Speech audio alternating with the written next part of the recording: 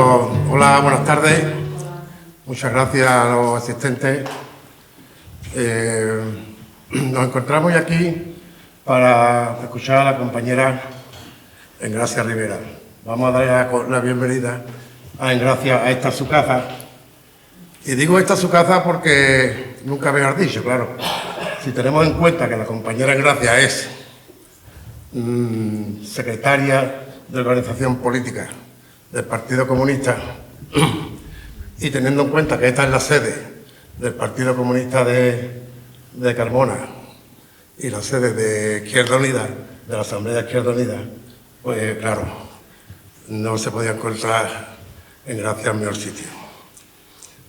Quiero saludar a Televisión Carmona en la persona de Antonio García Siley y saludar también a todos los asistentes. Veo aquí los compañeros de la comarca de los Alcores. La comarca de los Alcores son muchas cosas las que nos unen, ¿no? Por supuesto, la cornisa de los Alcores, la recogida de los residuos y el camino que nos une. El camino que nos une es una, ¿cómo lo llamaría yo? Es una actividad que se está programada por todos los pueblos de los Alcores, Carmona, El Viso, Mairena y Alcalá de Guadaira, que consiste en, bueno, pues hacer una actividad de senderismo, ¿no? Que termina pues con una fiesta donde terminan la gente bebiendo, compartiendo, cantando y bailando, ¿verdad? Está muy bien, es muy interesante. También nos une a la cornisa, a la comarca de los Alcores, nos une, que es una zona muy rica en patrimonio, en cultura, en industria y en agricultura. Pero también tenemos carencias que nos unen, ¿verdad? Como son el transporte público, la sanidad pública, la ley de la dependencia y muchas cosas más. El transporte público, bueno, Carmona tiene un problema grave con el transporte público, siempre lo ha tenido. El transporte en Carmona ha sido un problema endémico desde hace muchos años. Carmona no puede aspirar a ser patrimonio de la humanidad teniendo el transporte que tiene. Es que estamos desconectados, ¿no? Del resto. Solamente tenemos conexión con Sevilla a través de la empresa Qatar. Pero luego del resto de la comarca estamos desconectados. Por ejemplo, no tenemos conexión con Los del Río, con Cantillana, Constantina. No tenemos conexión con Alajal, Marchena, con todos estos pueblos. Écija. Tienes que tener un vehículo propio, tienes que tener un coche. Si no tienes coche, no puedes, ¿verdad?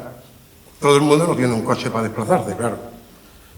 Y, bueno, y el deterioro que sufren las flotas de autobuses que tiene Carmona, pues son tan viejos, deteriorados. Esta semana pasada me ha llegado a mí al oído de que han sido 2 veces las que se han estropeado los autobuses en el camino. Una de ellas, pues, mandaron un autobús para recoger a las personas que se habían quedado tirados, no cupieron todo en este nuevo coche que mandaron, tuvieron que mandar otro, total, que cuando llegaron a su casa eran las 5:30 de la tarde, y eso es algo que no se puede permitir en una ciudad moderna como Carmona, ¿verdad? Y luego en las horas puntas, este problema es conjunto con El Viso, ¿no? Con El Viso de Mairena y Alcalá de Guadaira, porque al fin y al cabo el transporte es el mismo. Nosotros se caso más porque estamos más lejos. Y en las horas puntas la gente se tiene que ir por la mañana muy temprano, hacer cola al paseo, a la parada, porque corren el riesgo de quedarse en tierra. Y pues igual que los estudiantes, a la vuelta, pues cuántas veces, ¿no? Yo a mis hijos, que ya son mayorcitos, pero cuando estudiaban, cuántas veces me han llamado por teléfono que los recogiera en el pabellón porque el autobús pasaba y no los recogía. Pero los recogía porque no venía lleno, pero que además tampoco ponía otro autobús de apoyo, ¿no? Y este problema que nosotros tenemos, entonces nosotros aquí, la Asamblea de Carmona, siempre hemos hecho dos apuestas. Nosotros tenemos como primera apuesta que llevábamos también en el programa electoral, tenemos el plan de alternativa de la lanzadera a Guadajoz, porque Carmona está mal comunicada, pero es cierto que Carmona tiene tren, ¿vale? Porque el tren de Guadajoz es de Carmona, y está en el término de Carmona. Entonces, si los ciudadanos de Carmona tuvieran una lanzadera en horas puntas con más frecuencia y con menos cadencia en el resto de horarios, que pudiera lanzar a las personas a Guadajoz, esas personas pues podrían coger el tren de cercanía, que además es gratis, gracias al gobierno de coalición, que estamos siempre apostando por ello, que además es gratis, y la gente podría ir a Guadajoz, que son 14 kilómetros lo que hay de Carmona a Guadajoz, y en Guadajoz pues podría coger el tren, y ese tren pues los desplazaría perfectamente mejor que el servicio de autobús, porque los puede llevar a las universidades, a los hospitales. Tiene mejor servicio y además hay cada media hora, ¿de acuerdo? Esto lo llevábamos nosotros en el programa electoral, y no solamente lo llevábamos en el programa electoral, sino que además hemos presentado una moción en el pleno del ayuntamiento solicitando la alternativa de la lanzadera a Guadajoz. Lo que pasa es que, claro, este gobierno, eso es lo que tiene, ¿no?, con los gobiernos de derecha, ¿no? Cuando te encuentras con gobiernos de derecha, pues las personas, los ciudadanos de a pie, los que menos recursos tenemos, pues nos encontramos con el muro ese infranqueable, ¿no? Porque, bueno, tanto como con la sanidad, como con el tema este del transporte, pues siempre tenemos el mismo problema. Y luego también presentamos una alternativa que, bueno, pareció bien en el ayuntamiento, estaban todos los partidos políticos de acuerdo, la única vez, o de las pocas veces que el gobierno de Carmona, del PP, nos vota una moción a favor, y es la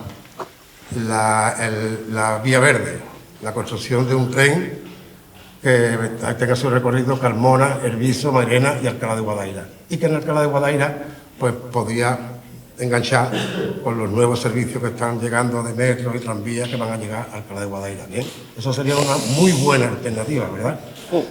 Y eso, bueno, pues sí, pues lo llevamos, lo presentamos a pleno y se aprobó por unanimidad. De hecho se hizo un estudio,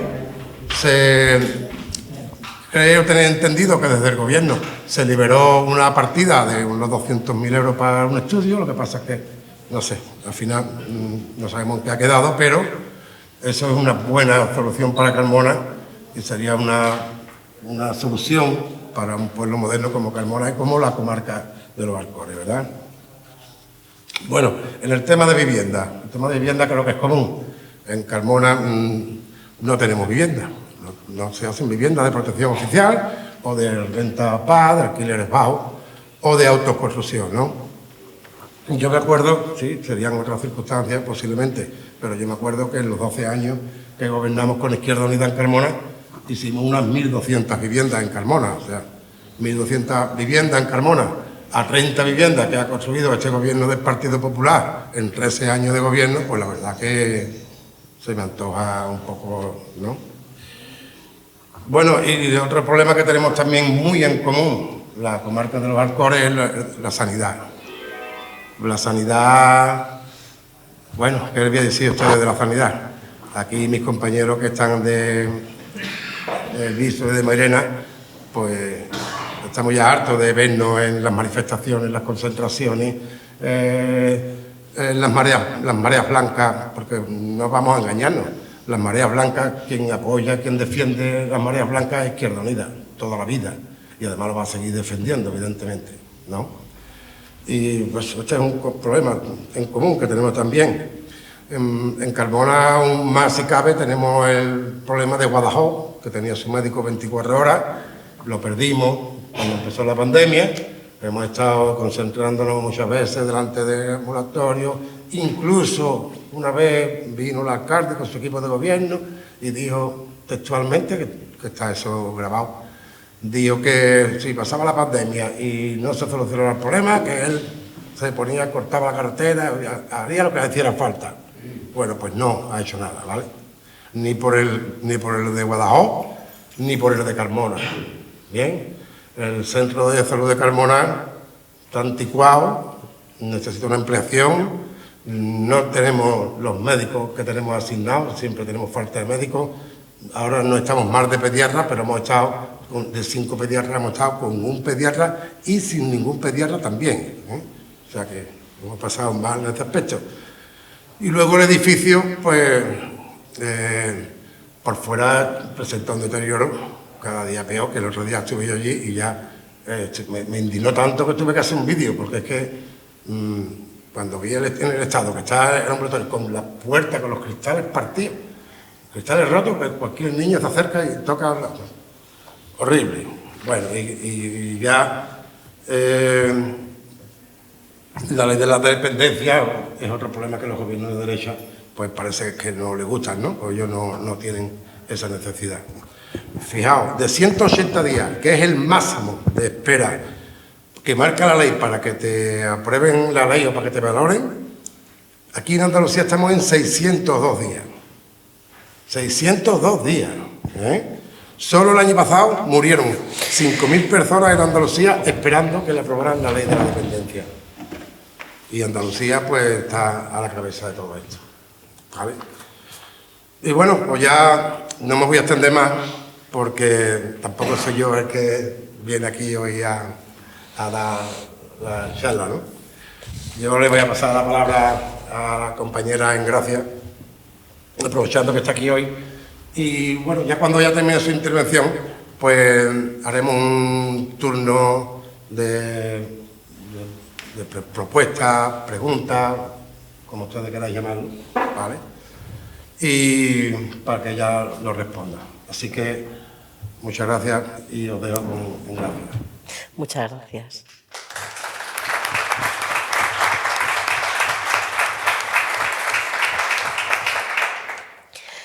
Bien, este encuentro, este acto público, se organiza porque muchas veces los cargos públicos nos dedicamos a estar en la institución y nos olvidamos de estar en el terreno, cerca de nuestra gente y de la gente que nos tiene que alimentar. Es decir, yo hoy vengo también a escuchar y a llevarme anotadas tareas y cuestiones que afectan a esta comarca. Ya el compañero ha dicho unas cuantas, con lo cual, que además coinciden con muchísimas, como ahora explicaré, porque tenemos una serie de frentes abiertos que son importantísimos, que trabajemos no solo en las instituciones, sino también en la calle. Y yo sé que estamos en la calle con muchas cosas, con la educación, con la sanidad, y tenemos que salir a la calle también por la vivienda, pero también por el transporte sostenible. Entonces yo lo que vengo a hacer hoy es explicaros un poquito qué estamos trabajando en el Congreso ahora mismo, el Grupo de Izquierda Unida, porque como sabéis somos 5 diputados y diputadas, soy la única mujer, que trabajamos insertos dentro del Grupo Parlamentario Sumar, que a su vez forma parte del Gobierno de coalición, y allí tenemos 5 ministros y ministras. Y de Izquierda Unida una, la compañera Sira Rego, que actualmente es ministra de Juventud e Infancia y que tiene un reto enorme con muchísimas cuestiones de actualidad, como pueda ser, por ejemplo, la solución para esos pobres niños menores no acompañados que llegan a las Canarias o llegan a Melilla o llegan a Ceuta y parece ser que ninguna comunidad autónoma quiere acogerlos, ni cuidarlos, ni proporcionarles medios de vida dignos que al fin y al cabo no dejan de ser menores. Niños solos que huyen del hambre, de la guerra, del cambio climático, de diversas razones. Nadie se monta una patera por gusto, nadie atraviesa el estrecho por gusto, hay una necesidad perentoria de sobrevivir. Y yo creo que somos un país que siempre se ha distinguido por ser un país de acogida y nosotras estamos obligadas a seguir trabajando para que así sea. Y creo que la tarea de la compañera Sira es enorme y que va avanzando poquito a poco y es digna de aplauso y de felicitación porque la derecha está muy enrocada en los discursos contra la inmigración. Y empiezo por el tema de la inmigración.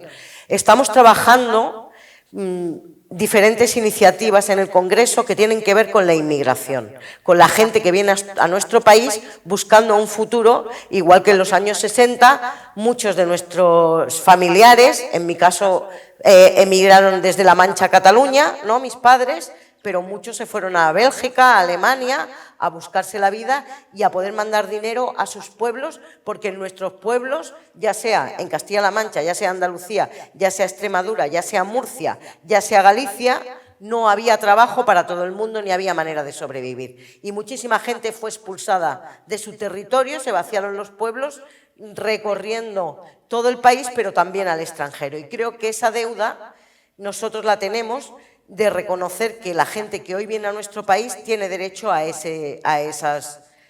tener una vida digna, a tener trabajo, a tener techo y a tener comida, igual que tenemos derecho nosotras y nosotros. Lo primero que hemos empezado a trabajar fue la toma en consideración, es decir, que se tramite una ley para la regularización de 500.000 inmigrantes que hay en nuestro país. Porque el otro día lo decían en los Goya, ningún ser humano es ilegal. Nosotros no podemos comprar el discurso de la ultraderecha de que los seres humanos son ilegales. Nadie es ilegal, todo el mundo tiene derecho a una vida digna. Y lo primero que tenemos que hacer es que si queremos que esos inmigrantes puedan tener contratos dignos, puedan ganarse la vida, es que estén regularizados. Lo que no es posible es que tengamos una norma que está pendiente de modificar, que no permita una regularización, que no sea un laberinto de trámites que muchísima gente no puede resolver o que necesita dinero para pagar a un profesional para que resuelva esos trámites y ese laberinto que hay ahora mismo para poder regularizar. Cuando en este país el impulso de ocupadas, ocupados y de personas en activa lo están dando los inmigrantes.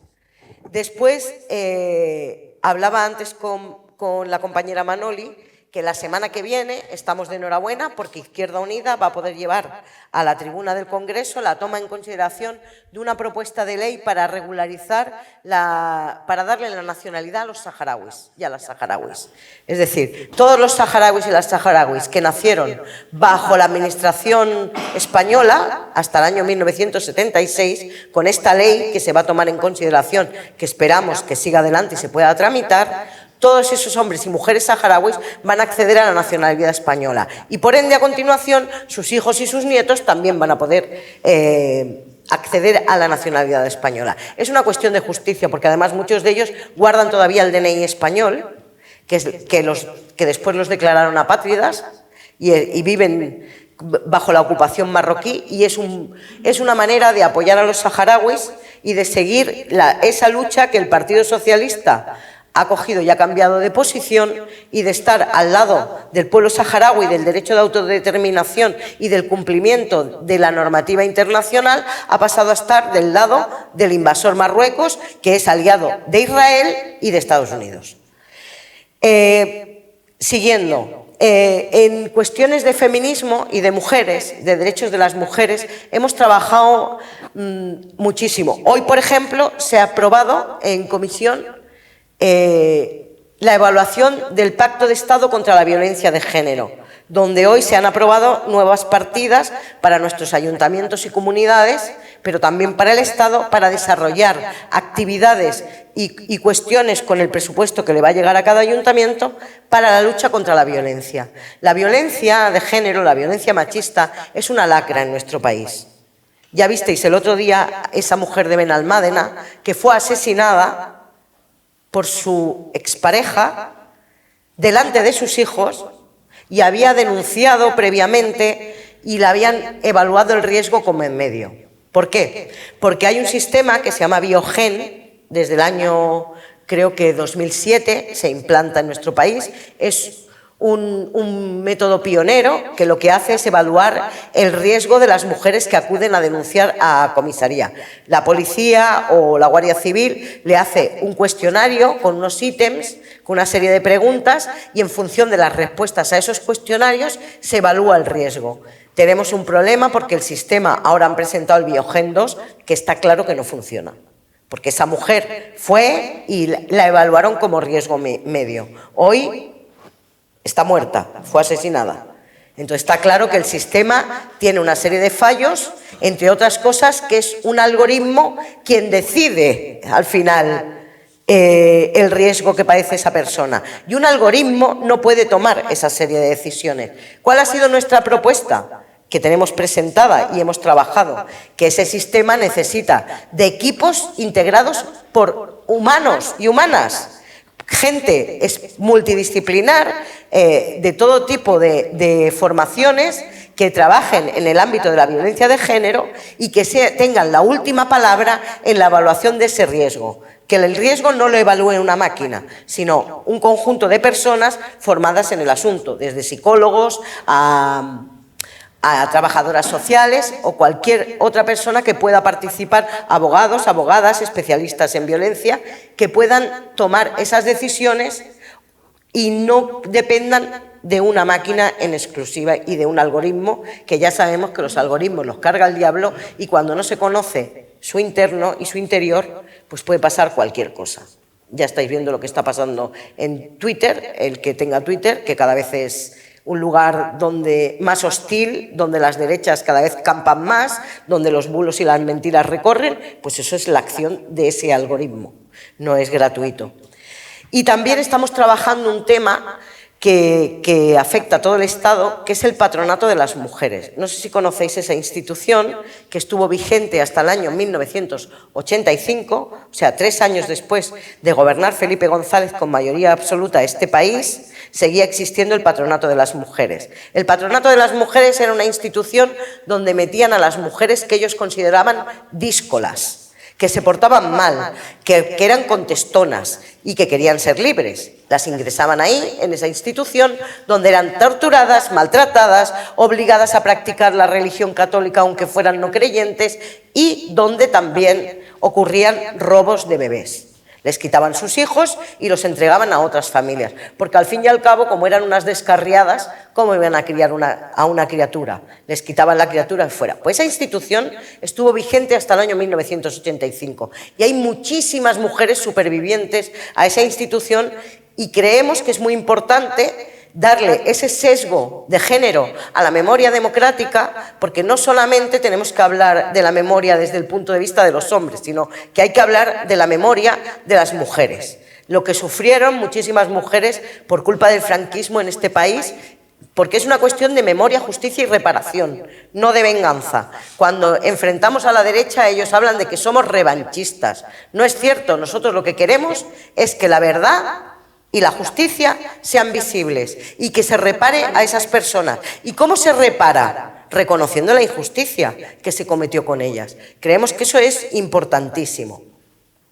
Y por último, ya en el tema de los derechos de las mujeres, estamos trabajando una propuesta de ley para modificar la Constitución española.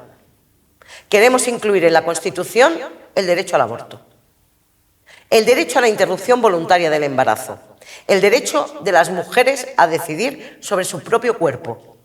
No como dice la ultraderecha, que vamos a obligar a todas las mujeres a abortar. No, es un derecho, lo ejerce quien quiere, desde la conciencia, desde la responsabilidad de una misma, pero somos las mujeres las que tenemos que tomar esa decisión.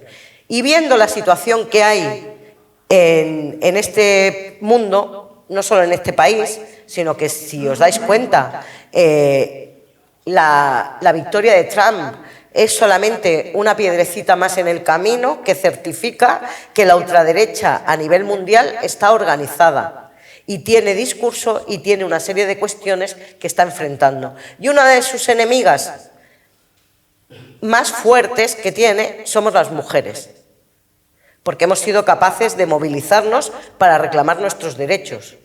Nadie va a negar que las mujeres y los pensionistas somos el motor movilizador de este país. Los pensionistas por la defensa de las pensiones públicas y las mujeres por la defensa de nuestros derechos. Entonces estamos trabajando en una propuesta de ley para modificar la Constitución sin necesidad de disolver las Cortes, porque nos tememos que si intentamos hacer una reforma de las que requieren disolver las Cortes, igual hasta el PP nos apoya con tal de que se convoquen elecciones. Entonces vamos a buscar técnicamente la manera de que no sea necesario disolver las Cortes, porque nosotras tenemos que resistir todo lo que podamos para que en este país no se convoquen elecciones en este momento. Es fundamental. Es fundamental porque ellos tienen los medios, lo tienen absolutamente todo y vamos viendo día por día cómo son las encuestas y cómo dan como victoria segura que en el momento que haya elecciones el PP y Vox van a conseguir mayoría absoluta para gobernar este país. Fijaos lo que hicieron hace unas semanas, el 22 de enero, ¿qué hicieron con el decreto ómnibus? Lo tumbaron, les dio igual todo, lo tumbaron. Pues imaginaos todo lo que pueden hacer con todo lo que se ha construido en estos últimos años de gobierno de coalición, desde la moción de censura. Porque claro, a veces pecamos de no defender lo que estamos trabajando y lo que estamos defendiendo. Y creo que tenemos que estar muy, muy orgullosas de nuestra participación, porque es verdad que a lo mejor hay cuestiones que no conseguimos alcanzar porque la correlación de fuerzas y nuestra posición es la que es. Sumar tiene 27 diputados, entonces la correlación de fuerzas frente al Partido Socialista somos muy minoritarios respecto a ellos, que tienen 100 y pico. Es muy difícil imponer determinadas cuestiones, pero poco a poco se está consiguiendo. Y la votación del 22 de enero que tumbó el Partido Popular y Junts con Vox no era ni más ni menos que la actualización del escudo social que hemos ido construyendo desde la pandemia. Porque en este país, en 2008 hubo una crisis, la recordáis, la crisis de la burbuja inmobiliaria, que fue una crisis financiera mundial enorme, que a nuestro país lo que significó como solución del Partido Popular fue: le damos 70.000 millones a la banca y le arreglamos sus balances para que no tengan elementos tóxicos, que sobre todo eran inmuebles, viviendas, y recortamos. Recortamos como si no hubiera mañana. Recortamos educación, recortamos sanidad, recortamos dependencia, y poco a poco con los años se han ido recuperando muchos de esos recortes que hizo la derecha. Y cuando llegó la pandemia, y antes llegó el volcán, y no recuerdo qué más, porque ha habido todas las desgracias juntas, pero cuando llegó la pandemia, que fue un momento terrible de desprotección, ¿no?, en muchos casos, de la clase trabajadora, el otro día lo hablaba, cuántas mujeres se vieron encerradas en su casa, que vivían de limpiar y no podían salir de su casa, que no tenían contrato ni tenían absolutamente nada y se vieron con ingresos cero. Cuánta gente que tenía un contrato a media jornada pero echaba más horas que un reloj y cobraba la mitad en negro, se encontró que la prestación era la mitad de la mitad porque en realidad no estaba cotizando por todas las horas que estaba trabajando. Todo eso no es que se pusiera de manifiesto, que ya lo sabíamos y lo habíamos denunciado, sino que fue un obstáculo para la propia supervivencia de la gente en ese momento. Y en ese momento se empieza a construir ese escudo social de freno a los desahucios, de bonificaciones a los suministros, de una serie de medidas, los ERTEs. Todo eso son medidas que ayudaron a que la gente pudiera sobrevivir de alguna manera. A los propios autónomos, cuando se les había dado una prestación por cese en este país, jamás en la vida se les había protegido. Entonces, ese escudo social se puso en peligro este enero cuando lo tumbaron. Afortunadamente, una buena parte hemos conseguido aprobarlo la semana pasada. Si visteis las imágenes del Congreso, nosotros aplaudíamos todos por la aprobación del decreto y el Partido Popular estaban allí con cara de entierro porque se la han tenido, y disculpad la expresión, que envainar y votarlo a favor en contra de su voluntad. ¿Por qué? Porque le tienen mucho miedo a los 12 millones de pensionistas de este país que van todos a votar. La juventud no vota, pero los pensionistas votan todos. Entonces, tumbar el decreto que aumentaba la revalorización de las pensiones, que, ojo, nosotros estamos trabajando no solo en la revalorización, sino en su blindaje en la propia Constitución. El blindaje de las pensiones públicas dentro de la Constitución, ¿para qué? Porque hay gente de la derecha que lo que quiere es cargarse nuestro sistema público. Lo que defiende son planes de pensiones privados que al fin y al cabo son instrumentos financieros de los grandes bancos que simulan como si fuera una pensión, pero no deja de ser un producto financiero, no es una pensión. En este país las pensiones son públicas. Ese tipo de productos no son pensiones, no se pueden, aunque tengan un tratamiento fiscal de rendimiento del trabajo al final, pero en realidad son instrumentos financieros que dan ganancias a los bancos. Que no se nos olvide nunca, que el mejor sistema siempre va a ser el sistema público de pensiones. Y hay que defenderlo, que los pensionistas nos pueden dar muchas lecciones de cómo se defiende, pero también hay que seguir denunciando lo que ocurre. El Partido Socialista, que es quien gestiona la Seguridad Social, sigue manteniendo como si fueran préstamos al fondo de pensiones el dinero que ha sacado para pagar cuestiones ajenas a las pensiones, como las prestaciones universales de salud y como otro tipo de pensiones no contributivas que no forman parte de esa bolsa de las pensiones. ¿Qué hace el gobierno socialista año tras año? Esas partidas que tiene que traspasar al fondo de pensiones porque las ha cogido primero, las pone como si fuera un préstamo. Entonces, pues, siempre sale que el fondo de pensiones está en negativo, pero no es cierto. Es una cuestión que año tras año denunciamos. Yo ya lo he denunciado 2 años en el Congreso cuando se aprueba la Cuenta General del Estado y es algo que vamos a tener que seguir peleando porque no podemos permitir que ni siquiera haya una leve sospecha de que el sistema público de pensiones no funciona, cuando además no es cierto. Después, el tema del transporte, la movilidad sostenible. Hablaba de los problemas de esta comarca.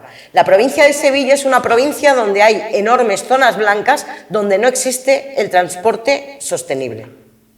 Estamos en un momento, y Sevilla va a ser una de las grandes afectadas en Andalucía por el cambio climático. O sea, es una realidad el aumento de temperaturas, es una realidad la subida del nivel del mar, es una realidad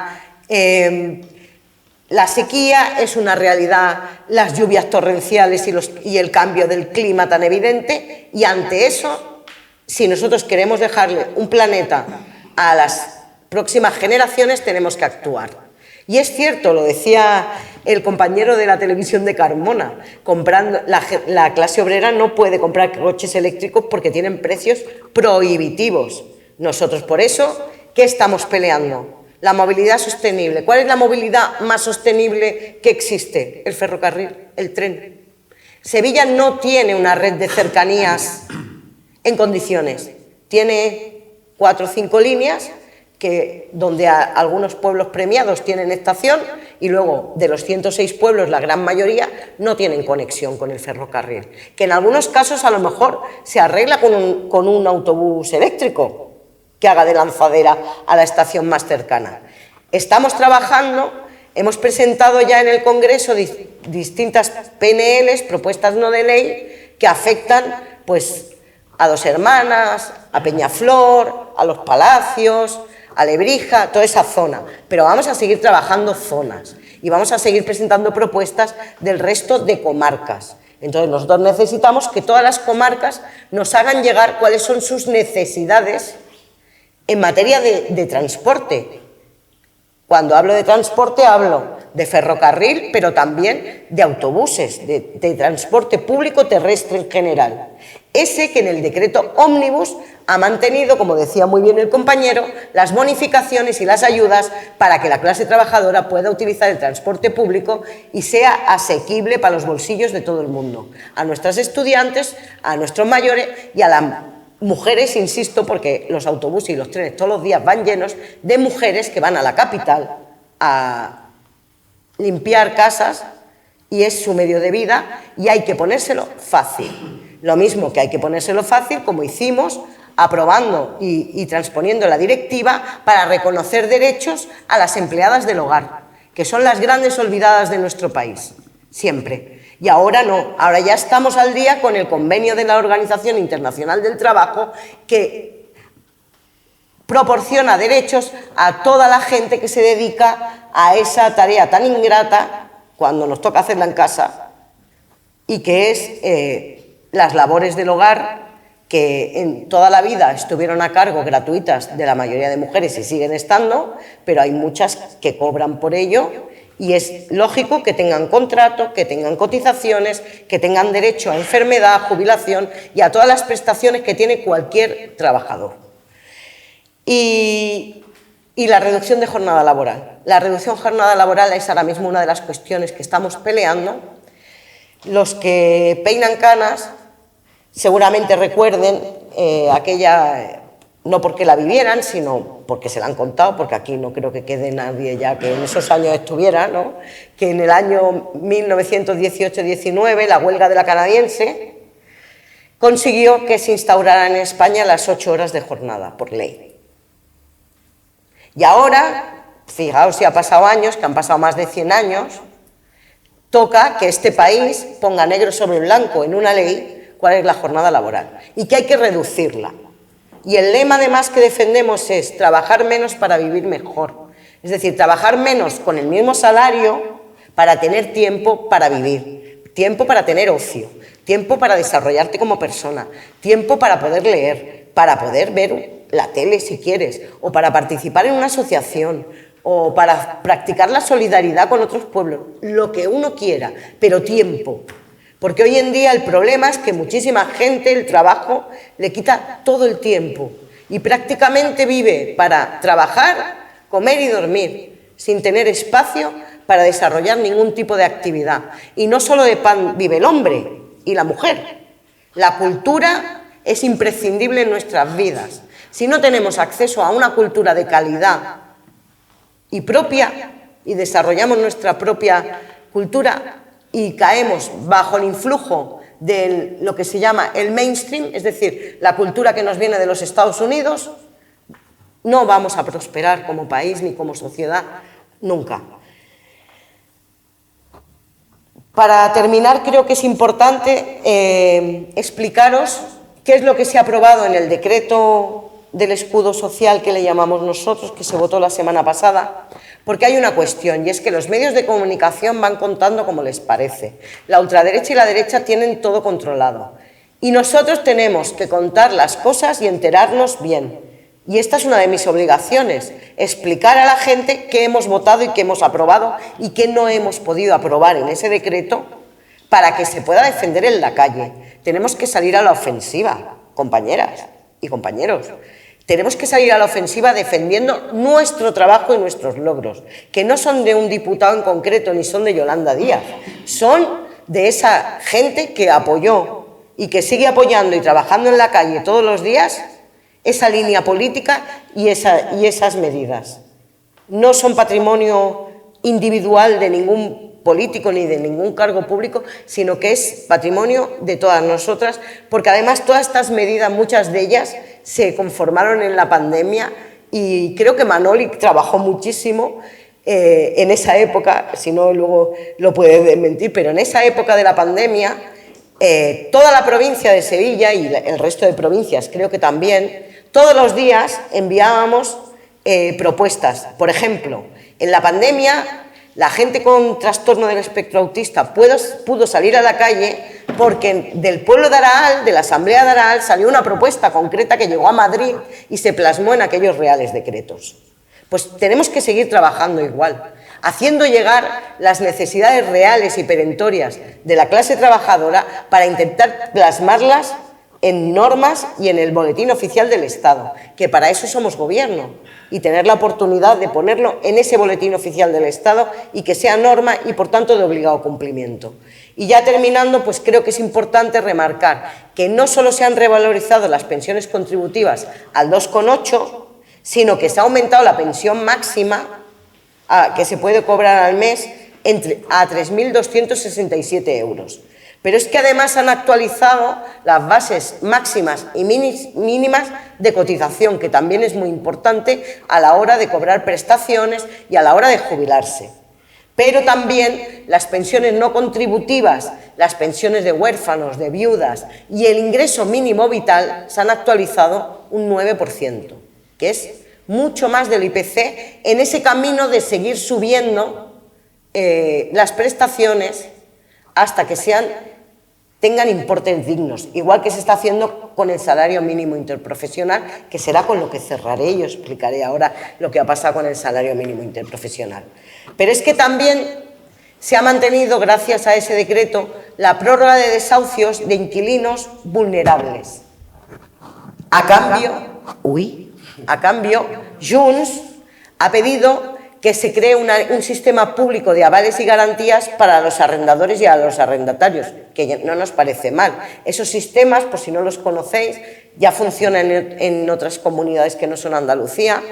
Por ejemplo, en Cataluña, tú tienes un piso vacío, se lo ofreces a la Generalitat te paga una mensualidad que no es especulativa, y ahora la Generalitat se ocupa de alquilarlo, de cobrarlo, de cuando se va el inquilino, de arreglar los desperfectos, se ocupa de todo. Tú te puedes olvidar, a ti te ingresan todos los meses la cuantía, que ya digo, que no te vas a hacer de oro, pero es que no se trata de eso, sino se trata de poner a disposición de la gente una vivienda que está vacía. Porque en este país tenemos 3,4 millones de viviendas vacías. Ahora que todo el mundo quiere ponerse como loco a construir, se les olvida que tenemos la Sareb con un montón de viviendas vacías que deben ponerse en uso. Tenemos el Ministerio de Defensa y el Ministerio de Interior con viviendas abandonadas a lo largo y ancho de todo el Estado español. La última vez que fui a Jaén estuve en Baena, en Úbeda, perdón. No, en Úbeda.